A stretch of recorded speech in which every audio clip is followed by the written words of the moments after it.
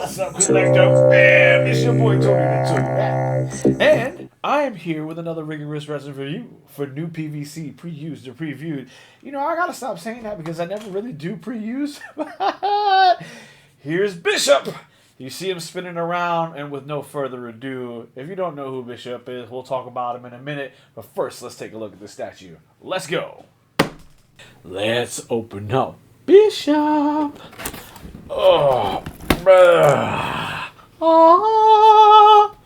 alright.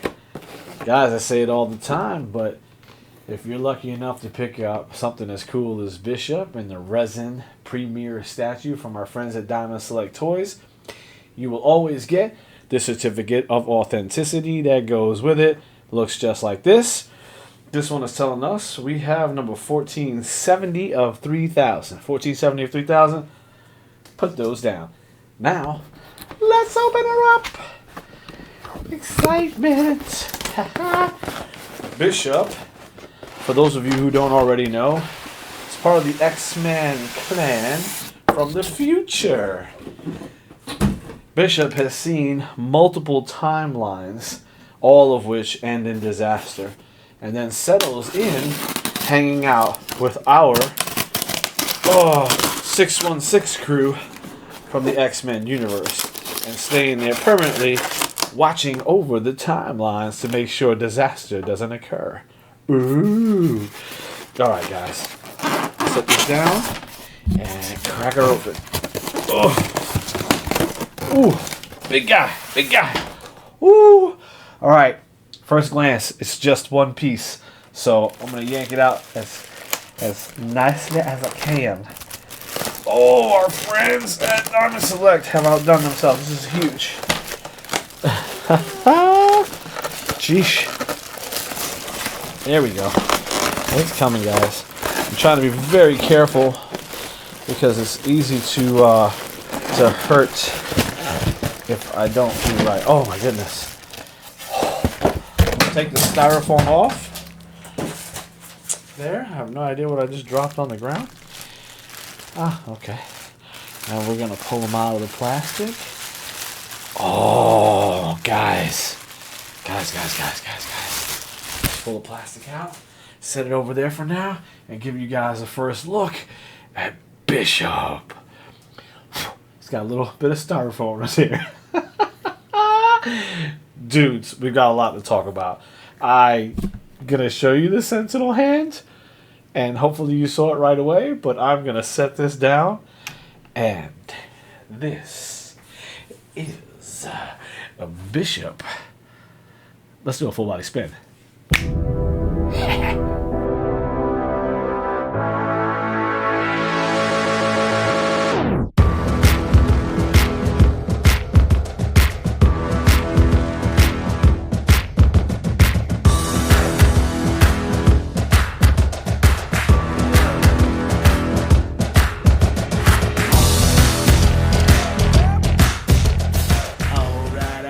Alright. Okay, Collector fam. This is our friend Bishop. We have unearthed him, unboxed him, as it were, and we have done a full body spin, and now it's time to talk about the excellence that is this particular statue. Couple things to note. If you don't know who Bishop is, he is a mutant from our dystopian future. 80 years into the future, where mutants are pulled together in concentration camps. And if it could get any worse, he's got this emblazoned M over his eye, which is how they treat mutants of his era. His superpower is the ability to absorb and redirect energy. So, super cool. And he's thumbing through different timelines with the fate of the X-Men and mutants in general being at the forefront of his thought process. How to avoid the dystopian future that he's from. Now, you can spend a lot of time talking about the various things that he's been involved with or why he came to be with the X-Men of our universe and timeline. But he came out in 1991, I think it was, I want to say. And let's see. I think it was John Byrne. I want to say that was the first one to pencil Bishop out. And he has since become a staple in not only the comic universe, he's also been in X-Men Days of Futures Past.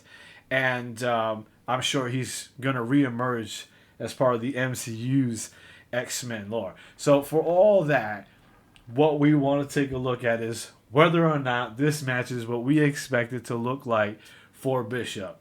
Bishop is African American. They nailed that part of it. He's got sort of an elongated face with this Zorro beard happening. Let's turn it around and take a look at it together. Oh, he's heavy. He's so heavy. Look at that. Oh my God, he's so heavy. That feels every bit of 10 pounds, dude. That is just weighted heavy. Of course, this is a premier resin statue from our friends at Diamond Select Toys. I would expect nothing different. You know, he comes from a place where they had the Summers War. And that was a war where humans and mutants got together to defeat Sentinels. Why do I tell you guys that? Why do you care? He is standing. He is mounted on top of a dismembered Sentinel hand.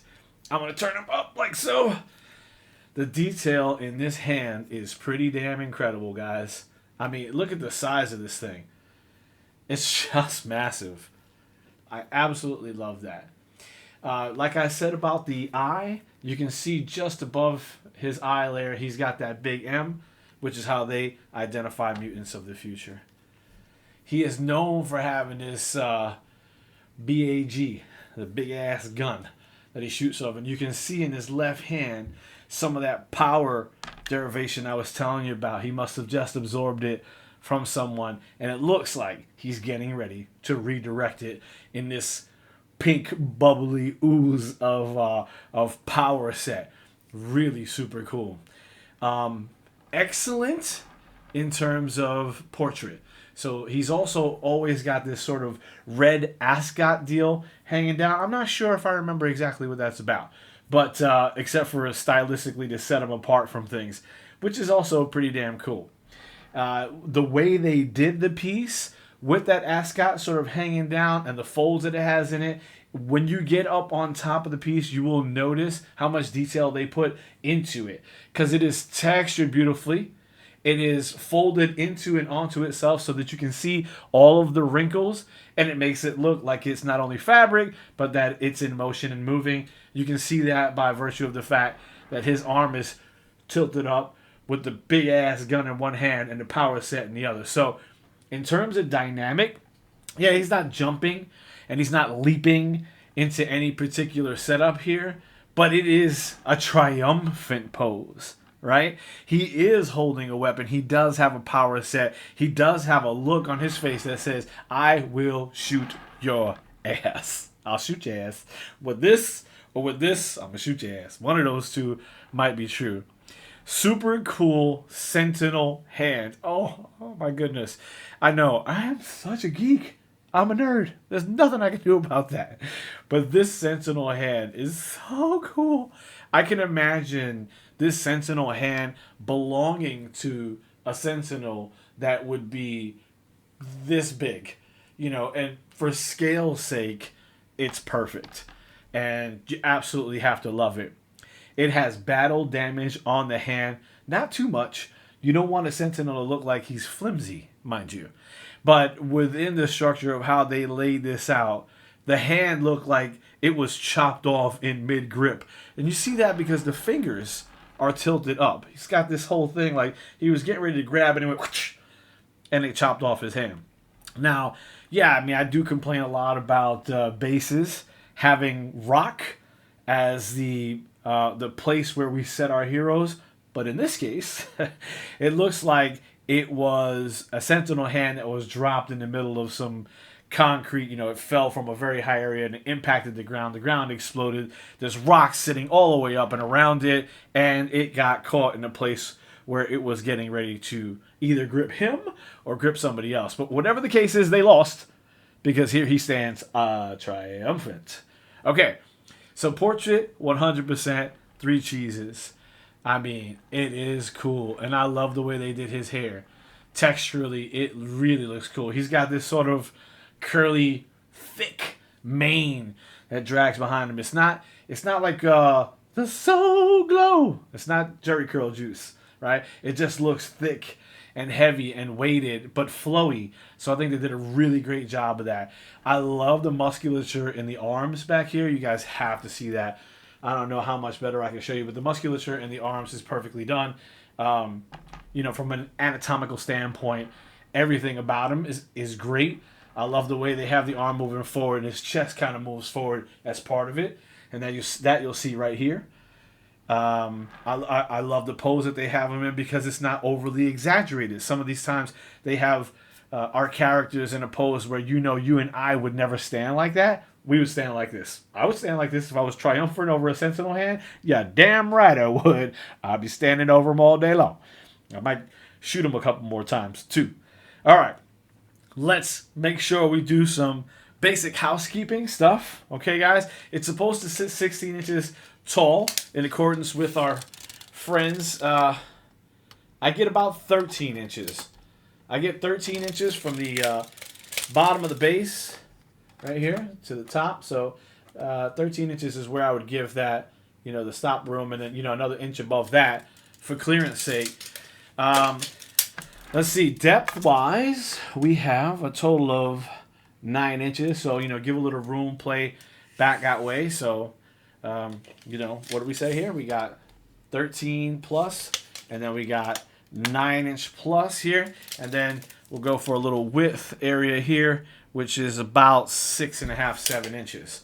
All right, so very decently sized statue. But this is one you have to put out where people can see, because it has a sentinel hand. And in the middle of that sentinel hand is how they discharge their power. It almost looks like a sewer grate of some sort, but that's how they discharge their power, coming out of the sentinel hands. And then the mechanical aspects, the little cuts and grooves all around the hands, the gears that allow the thumbs and the opposable fingers to operate are all very nicely done. Well done, paid attention to. They also have some cool cables that run out of the back of the hand and down onto the rock back here, right back here. And it just makes it feel more real. It just makes it feel super cool. Remember, we said we have number 1470. Whenever you get one of these certificates of authenticity, best way to check it is to lift this guy up right here. Whoops, there you go. Whoops, wrong way. And so it should say on the bottom of that thing there, it should say 1470. If it doesn't, something's amiss. Something's not right. All right, let's go to costuming. Costuming exactly accurate for the X-Men, down to the little pouches that you would see on Cyclops down here on the bottom side for his utility belt. And then he's usually holding on to something on the back here, which is akin to a book bag. That's a backpack that runs along the back side of him so he can, I don't know, I guess he's putting extra armaments or stuff in there. I don't know what his utility belt has in it. He's not Batman, so I don't know what actually it has in it. I don't know if I ever recall him pulling something out and using it, but it's utility for a reason. He's got to use it at one point or another. He also has this really cool blade on the outside, which is basically hooked to his leg thing. I'm not sure what that is, because it's got little belt things around it. It's almost like a garter belt. It's like an X-Men garter belt. I don't know. So we got 3 cheeses on the portrait. For me, although he's not jumping or leaping or anything, because of the way the hand is laid out here and he's positioned with his weaponry, this is a 100% dynamic statue, and I appreciate it for what it's worth. And so I'm going to give it 3 cheeses on that as well. And then, in terms of the make and the material and the setup and the background, the diorama portion of this particular statue is bar none, dude. You can't really get much better than dropping a sentinel hand underneath the character. It tells the story of what's happening. And if you can't figure that out, that's on you. I can't help you with that. But this is a really cool statue. Really cool piece. It is a premier statue. So you spend a couple of dollars more, and it does depend where you get it from. I will put a price up on here. Let's go right here. And that's what it said that this is costing today at our friends from Diamond Select Toys. Remember, these things are limited. This is one of 3,000, and I've already given one of these guys away at Fayetteville Comic Con here locally, thanks to our friends at Diamond Select Toys, who always are looking forward to sharing the love and making sure that people understand that they have some really quality pieces out here that are affordable for the average collector. That's it. It's your boy Tony the Toy Rat for the X-Men's Bishop with a sentinel hand. Ah! And Diamond Select Toys, of course. And I am out. Go get yours. Merry Christmas.